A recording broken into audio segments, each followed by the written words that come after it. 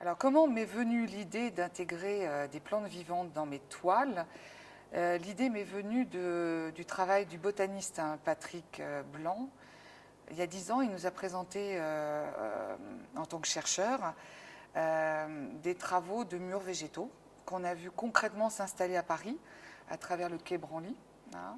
Et également les travaux de Gilles Clément, qui est un paysagiste qu'on adore, qui voit la planète comme un jardin justement planétaire.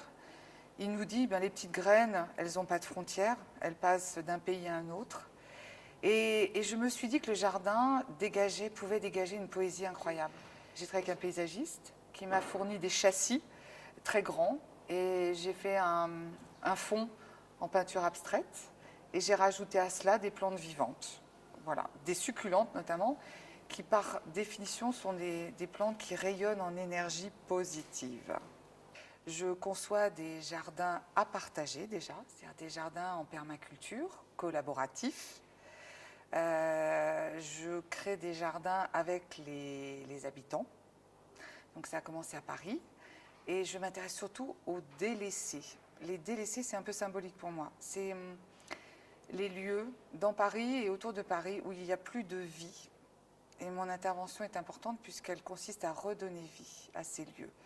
Et je redonne vie avec des matériaux de récupération, des vieux objets, des plantes vivantes. Et je redécore un lieu qui se veut effectivement terne et morne au départ. Alors, associer effectivement un écoacteur à un travail d'artiste, je trouve ça très complémentaire. Je pense qu'il y a une démarche aussi intellectuelle, c'est-à-dire qu'on est tous dans la même direction, hein, on recherche tous la même chose, à savoir effectivement embellir notre environnement. Et avec Graines de Jardin, je suis très heureuse parce que ces gens que je connais, ils recensent tous les jardins partagés, toutes les initiatives locales de Paris. J'en ai visité beaucoup et c'est des jardins à partager, c'est-à-dire où on ne retrouve pas le modèle chacun pour soi, c'est des jardins à la fois sociaux, où des gens délaissés viennent y retrouver un petit peu d'énergie, c'est des jardins de partage, c'est des jardins où il fait bon vivre le temps d'un moment.